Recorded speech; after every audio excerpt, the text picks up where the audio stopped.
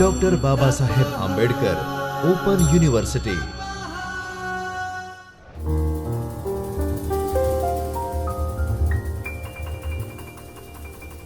નમસ્કાર.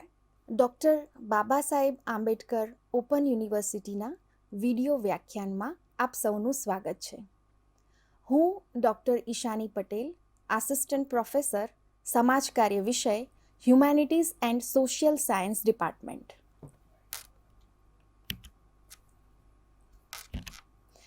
આજનું આ વિડિયો લેક્ચર BSW એટલે કે બેચલર ઓફ સોશિયલ વર્કના સત્ર 1ના વિદ્યાર્થીઓ માટે છે.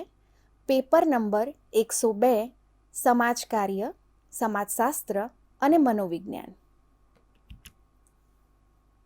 વિભાગ 2, એકમ 10, મનોવિજ્ઞાનમાં મૂળભૂત ખ્યાલો.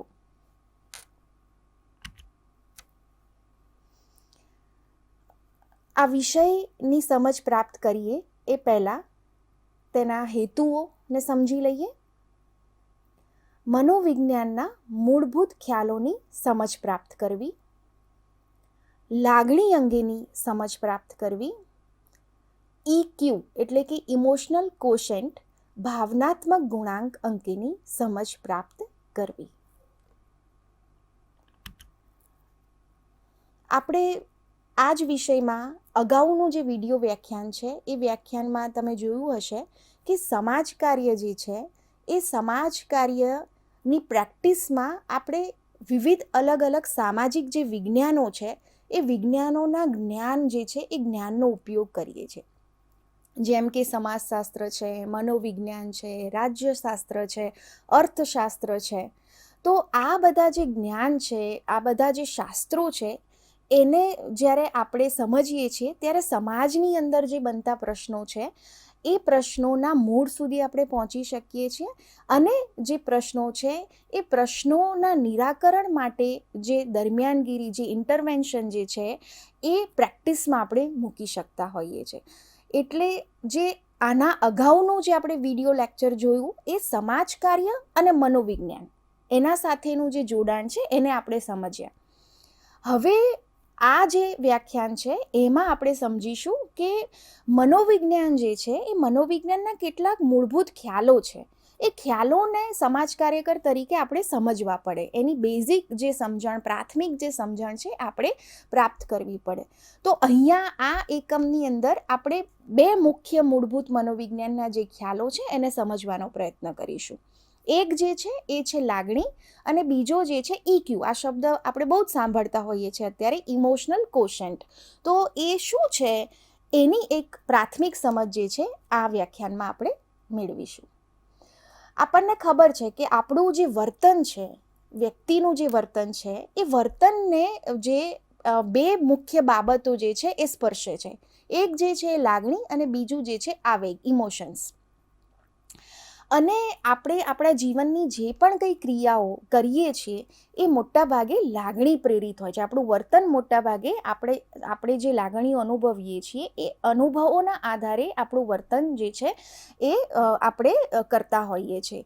એટલે લાગણીમાં બહુ બધી બાબતો સમાવેશ છે, કારણ કે આપણે જે અનુભવીએ છીએ આપણા વર્તનમાં આપણે રિએક્ટ કરતા હોઈએ છીએ. આપણું પ્રદર્શન જે વર્તનમાં જે છે આપણી લાગણીના અનુરૂપ થતું હોય છે. અને આ બધી લાગણીઓ કેવા પ્રકારની હોય છે? એ લાગણીઓ જે છે એમાં 3 મુખ્ય બાબતો જે છે સમાવિષ્ટ હોય છે. જે પહેલી બાબત જે છે એ છે શારીરિક ફેરફારો, બીજું છે બોધાત્મક ફેરફારો અને ત્રીજું છે વર્તન અભિવ્યક્તિના સંદર્ભમાં. કેમ લાગણીને સમજવું પડે? કારણ કે જ્યારે આપણે સમાજના કોન્ટેક્સમાં કામ કરતા હોઈએ છીએ, લોકો સાથે જે છે કે આપણે જ્યારે કામ કરતા હોઈએ છીએ ત્યારે આ લાગણીઓ જે છે એ લાગણીઓને સમજી અને એને અનુરૂપ જે છે કે આપણે પ્રત્યાયન કરતા હોઈએ છીએ, લોકો સાથેનો સંપર્ક ઊભો કરતા હોઈએ છીએ. તો એટલા માટે થઈને લાગણીઓના સંદર્ભમાં જે મનોવૈજ્ઞાનિક પરિપ્રેક્ષ્ય શું છે, એના મૂળમાં શું રહેલું છે, લાગણીઓ કેવી રીતે જુદી જુદી રીતે ઉત્પન્ન થતી હોય છે, એના પાછળનો જે સૈદ્ધાંતિક ખ્યાલ છે મનોવિજ્ઞાનના સંદર્ભમાં, આ બધાની એક પ્રાથમિક સમજ જે છે આપણે સમાજ કાર્યકર તરીકે સમજતા હોય તે ખૂબ જરૂરી છે. લાગણી જે છે એ શું છે? તો કે કોઈ પણ પરિસ્થિતિજન્ય ભાવો જે છે, જે વ્યક્તિ અનુભવે છે એને આપણે લાગણી કહીએ છીએ, કારણ કે દરેક પરિસ્થિતિમાં લાગણીઓ બદલાય છે. અત્યારે જે વાતાવરણ છે એ વાતાવરણના અનુરૂપ આપણી લાગણી હોય, ઘરમાં કંઈક એવો પ્રસંગ છે તો એને અનુરૂપ આપણી લાગણી હોય, આપણે ક્યાંક નવી જગ્યાએ કામના સંદર્ભમાં જોડાયા છીએ અને આપણો પહેલો દિવસ છે કામનો, તો આપણી કંઈક લાગણી જુદી છે. આપણે આપણા મિત્રોને મળીએ છીએ, જૂના મિત્રોને મળીએ છીએ, તો આપણી લાગણી જુદા પ્રકારની હોય છે. તો લાગણી જે છે એ પરિસ્થિતિજન્ય હોય છે. આવેગનો આત્મલક્ષી અનુભવ એટલે લાગણી, જેમ કે ભય છે, ક્રોધ છે, ઈર્ષા છે. તો આ બધી વસ્તુઓ જે છે, દુઃખ છે, એ બધી બાબતો એના સાથે જોડાયેલી છે. લાગણી સરળ, ચંચળ અને પરિવર્તનશીલ ભાવાનુભૂતિ છે. દાખલા તરીકે આપણને મનપસંદ વસ્તુ કે સમાચાર આપણને સાંભળવા મળે તો આપણે ખૂબ ખુશ થઈ જઈએ છીએ, આપણી લાગણી એ પ્રકારની હોય છે. પણ જ્યારે આપણું કોઈ પ્રિયજન આપણાથી દૂર થાય છે ત્યારે આપણે દુઃખી થઈએ છીએ, તો એ દુઃખ સાથે જોડાયેલી લાગણી છે. આ જે લાગણીઓ છે એ લાગણીઓના સ્ત્રોતો કયા છે? લાગણીઓ કઈ બધી બાબતો જે છે એ બાબતોના સાથે જોડાયેલી છે? કારણ કે આપણને એમ થાય કે આપણે વિચારીએ કે 24 કલાક દરમિયાન આપણે સવારથી લઈને રાત્રે ઊંઘીએ છીએ, સવારે ઉઠીએ ત્યાંથી લઈને રાત્રે ઊંઘીએ છીએ, ત્યાં સુધી આપણે કેટલા બધા અલગ અલગ પ્રકારની લાગણીઓ જે છે અનુભવ કરતા હોઈએ છીએ. તો આ લાગણીના જે સ્ત્રોતો છે એ કયા છે એ આપણે સમજી લઈએ. એક જે છે એ છે વ્યક્તિત્વ. દરેક વ્યક્તિનું વ્યક્તિત્વ જે છે એ યુનિક છે. યુનિક એટલે કે વિશિષ્ટ છે. અને વ્યક્તિત્વના આધારે જે છે કે એની લાગણીઓ જે છે એ અભિવ્યક્ત કરે છે, એની લાગણીઓને અનુભવે છે, અને અનુભવના આધારે એનું વર્તન જે છે, વર્તનમાં એની લાગણીઓ આપણને દેખાય છે.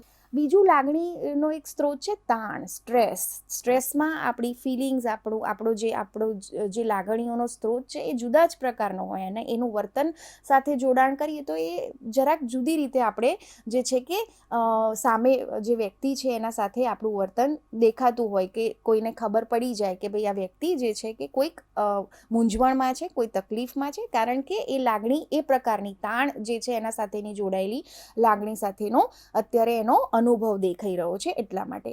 કેટલીક વખતે અઠવાડિયાનો દિવસ પણ આપણી લાગણીઓ સાથે જોડાયેલો હોય. જેમ કે આપણને શનિવાર છે અને રવિવાર આવવાનો છે બીજા દિવસે, તો કામે જઈએ છીએ ત્યારે આમ થોડોક ઉત્સાહ છે કે બીજા દિવસે રજા છે, રવિવારે આપણને આરામ મળશે, તો આપણી લાગણી કંઈક જુદા જ પ્રકારની હોય. તો ખૂબ આપણો જોશ હોય સોમવારે, કે ભાઈ આપણે ખૂબ એક્સાઇટમેન્ટમાં અને જોશમાં એકદમ એનર્જી સાથે કામ કરીએ, તો આપણી લાગણીઓ એ પ્રકારે હોય. પછી ધીરે ધીરે કામ વધે છે તો અઠવાડિયાના વચગાળાના કે અંત સુધીના આવતા દિવસોમાં આપણી લાગણીઓ જે છે કે એમાં એનર્જી આપણી જે છે કે થોડી ઘટે, એટલે ફરીથી આપણને જે છે કે રજા જોઈએ અથવા તો આરામ માટેનો સમય જોઈતો હોય છે. તો તમે જુઓ કે અઠવાડિયાના દિવસ સાથે પણ આપણી લાગણીઓ જે છે એ બદલાતી રહેતી હોય છે. એક્સરસાઇઝનું પણ લાગણીઓના સાથેનું ખૂબ ઊંડું જોડાણ છે. વ્યાયામ સાથે આપણે આપણા ફિલિંગ્સ જે છે, આપણા ઇમોશન્સ જે છે, એ ઇમોશન્સને સારી રીતે સકારાત્મક જે આપણા ઇમોશન્સ છે એના સાથે આપણે એને જોડી શકીએ છીએ. ઊંઘ બરાબર નથી મળતી તો પણ એ વસ્તુ આપણી લાગણીઓને અસર કરે છે. સામાજિક પ્રવૃત્તિઓ કેટલી બધી લાગણીઓ સાથે જોડાયેલી છે. આપણને કેટલાક એવા પ્રસંગો છે એમાં જવું ગમે, આપણે ખૂબ ખુશ હોઈએ, ઉત્સાહ સાથે જોડાઈએ, પણ કેટલાક સામાજિક પ્રસંગો એવા છે કે જે ખૂબ દુઃખી કરી દે એવા હોય, આપણને દુઃખ આપે એવા હોય, તો આપણને એ સામાજિક પ્રસંગોમાં એ પ્રકારની લાગણીઓનો અનુભવ થતો હોય છે. ઋતુની પણ અસર આપણી લાગણીઓ ઉપર થાય છે. ઉંમરની પણ તમે જુઓ કે બાળક જે છે, બાળકના ઇમોશન્સ બદલાય, એવી જ રીતે યુવા અવસ્થામાં એની લાગણીઓ બદલાય, અને એવી જ રીતે જે છે કે વૃદ્ધાવસ્થામાં એની લાગણીઓમાં આપણને અલગ અલગ રીતે ફેરફાર જોવા મળે છે. ને લિંગ સાથે પણ જે છે કે લાગણીઓમાં આપણને અલગ અલગ રીતે જે છે કે એમાં પરિવર્તન જોવા મળતું હોય છે. સ્ત્રીની લાગણીઓ જે શરમ, સંકોચ, અને જે વધારે સ્ત્રીઓમાં જોવા મળે છે, જે પુરુષોમાં અમુક લાગણીઓ નથી જોવા મળતી, કેટલીક પુરુષોમાં વધારે જોવા મળે.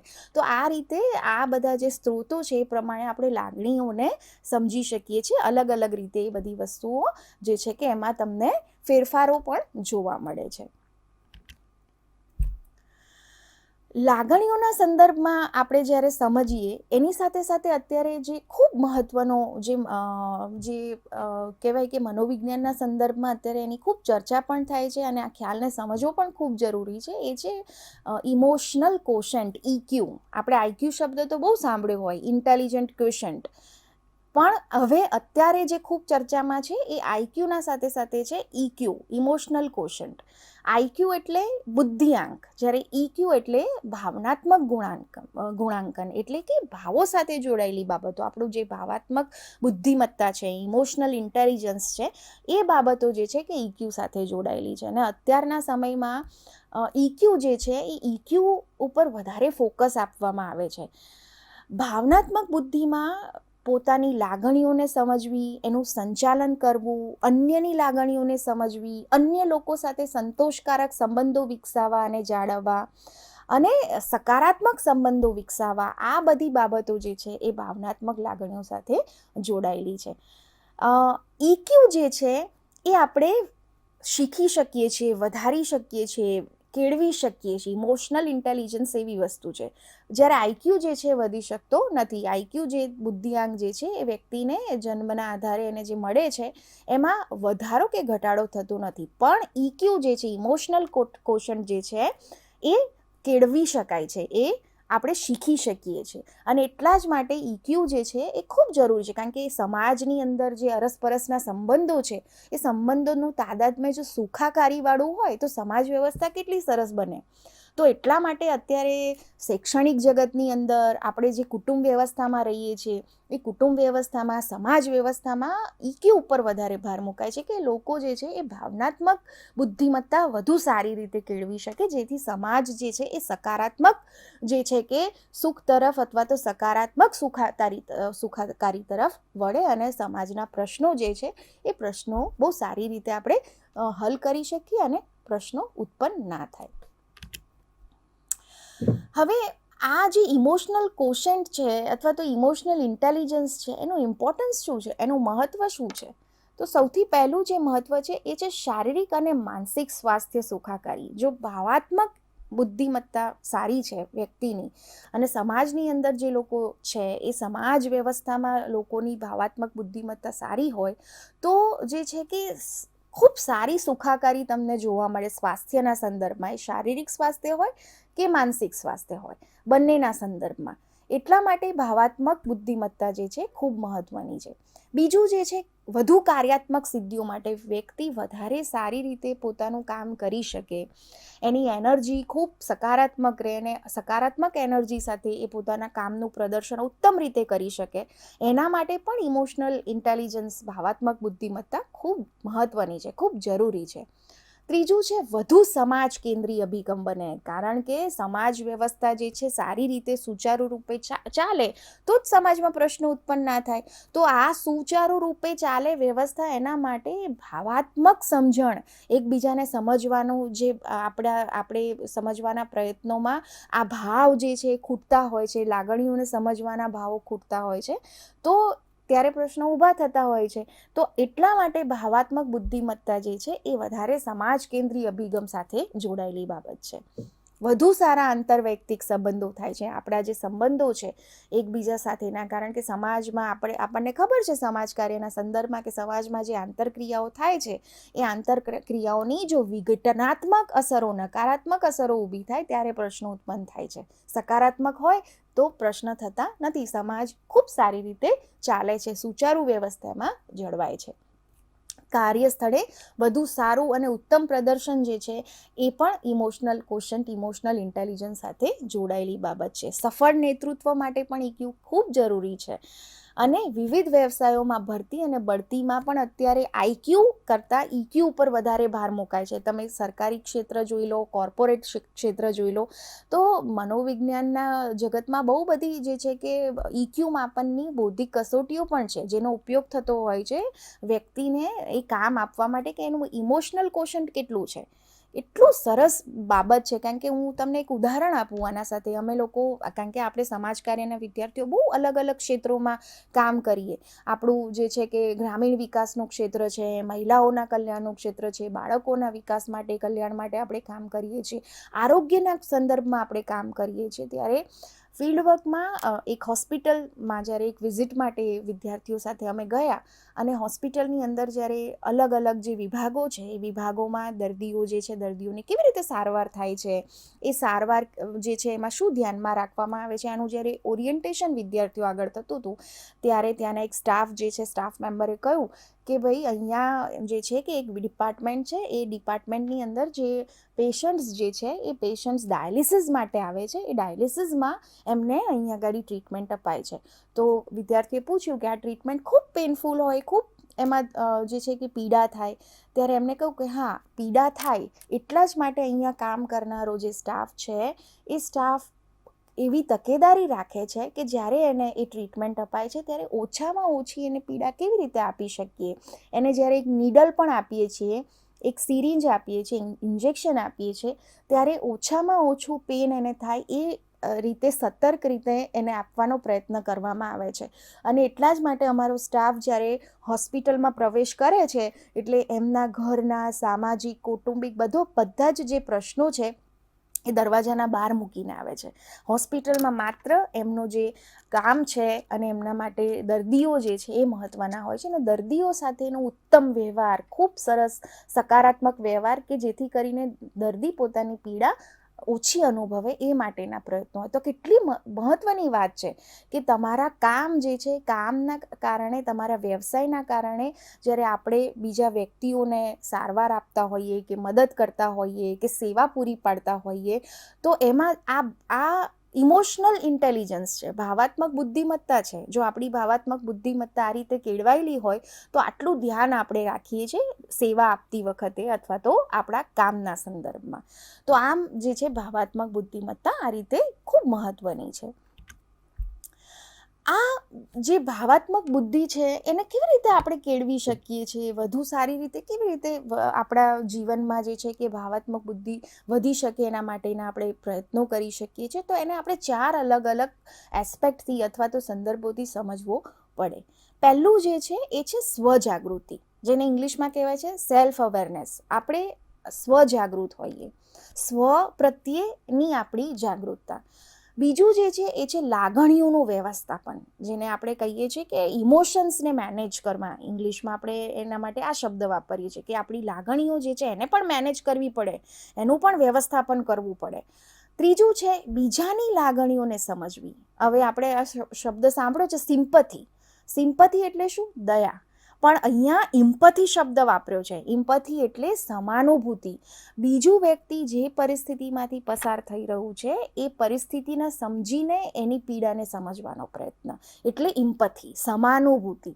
અને ચોથું જે છે એ છે સંતોષકારક સંબંધ સ્થાપન. એટલે કે આપણા સંબંધો જે છે એ સંબંધો વધારે સારું અને સુચારુ રૂપે આપણે જાળવીએ એ માટે જે છે કે પ્રયત્ન કરવો. તો આમ 4 એસ્પેક્ટના આધારે આપણે આપણી ભાવાત્મક બુદ્ધિ જે છે, ઇમોશનલ ઇન્ટેલિજન્સ છે, એને કેળવી શકીએ છીએ. એને વિગતે આપણે સમજીએ તો સ્વજાગૃતિ જે છે શું છે? સેલ્ફ અવેરનેસ જેને આપણે કહીએ છીએ. તો વ્યક્તિ પોતાની લાગણીઓ અને બીજાની લાગણીઓ બંને પ્રત્યે જાગૃત હોય કે અત્યારે આ પરિસ્થિતિમાં મારા સાથે આ થઈ રહ્યું છે, આ ઘટના બની રહી છે, ત્યારે મને આવી લાગણીઓ ઉત્પન્ન થાય છે. તો આ અને જે છે કે બીજું વ્યક્તિ જ્યારે આ બનાવ બની રહ્યો છે અથવા તો આ ચર્ચા થઈ રહી છે ત્યારે એને આ પ્રકારની લાગણીઓ અનુભવાઈ રહી છે. તો આ જે છે એની એક સમજ હોય એ બહુ જરૂરી છે. બીજું છે કે પોતે જે લાગણીઓ અનુભવે છે એની એક સમજ વિકસે છે અને લાગણીઓ પોતાના વિચારો, નિર્ણયો અને વર્તનને કેવી રીતે પ્રભાવિત કરે છે એની પણ સમજ વિકસે છે. કારણ કે આ લાગણીમાં મને જે છે કે આવા વિચારો આવ્યા, એ સકારાત્મક હતા કે નકારાત્મક? જો નકારાત્મક હતા તો એ બરાબર છે કે નથી બરાબર? તો આ વિચારના કારણે મેં નિર્ણય કેવો લીધો? એ નિર્ણય જે છે કે યોગ્ય હતો કે અયોગ્ય? એ સામે જે મારા સાથે જે લોકો જોડાયેલા છે એમના માટે યોગ્ય હતો કે અયોગ્ય હતું?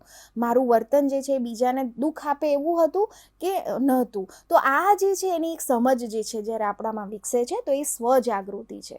બીજું જે છે એ છે લાગણીઓ પર કયા પરિબળો અસર કરે છે એની સમજ જે છે કે સ્વજાગૃતિમાં આપણે વિકસાવીએ છીએ.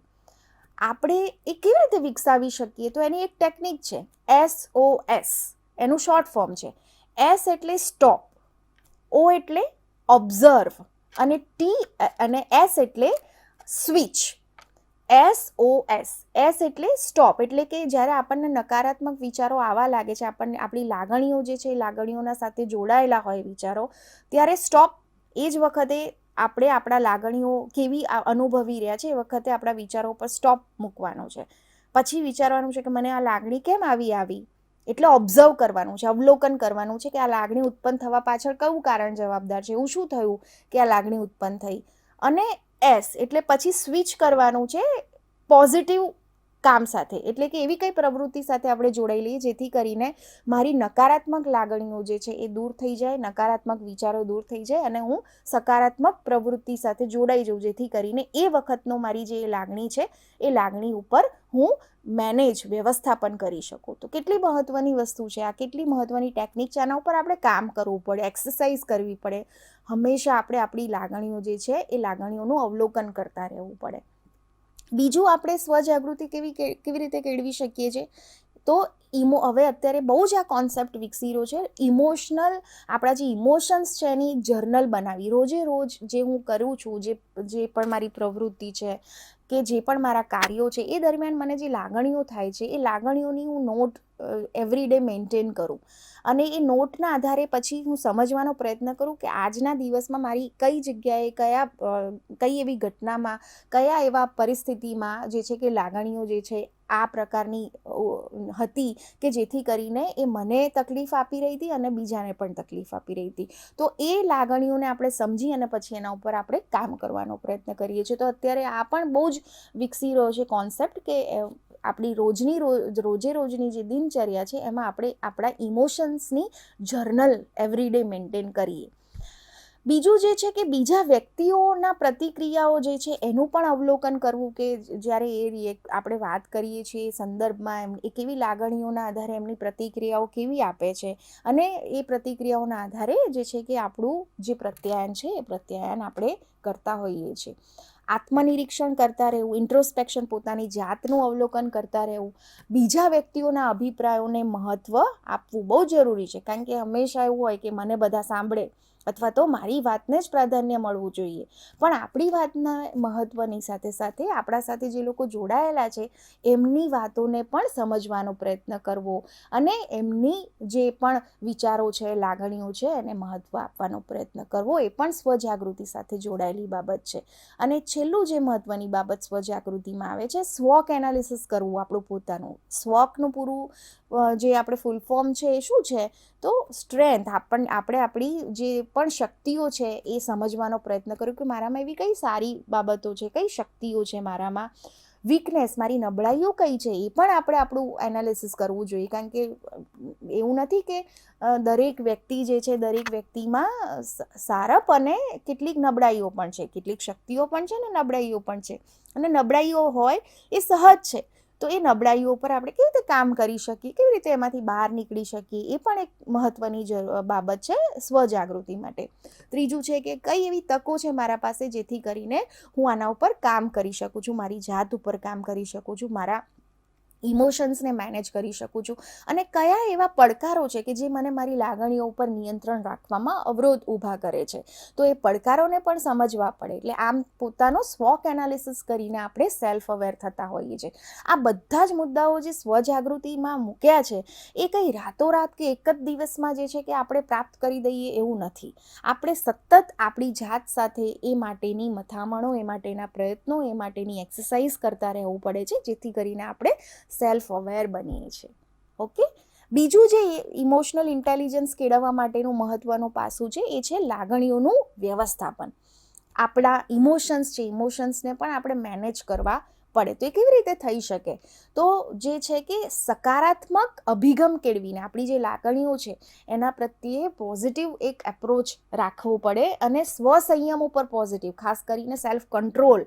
કારણ કે આપણા સ્વસંયમ ઉપર આપણે સકારાત્મક અભિગમ નહીં કેળવીએ તો અઘરું છે આપણી લાગણીઓને મેનેજ કરવી, વ્યવસ્થાપન કરવું. એટલે સ્વસંયમ દ્વારા જે છે કે આપણે એને મેનેજ કરી શકીએ છીએ. બીજું છે નકારાત્મક વિચારો કેમ આવે છે એના મૂળ સુધી પહોંચીને એના ઉપર કામ કરવું.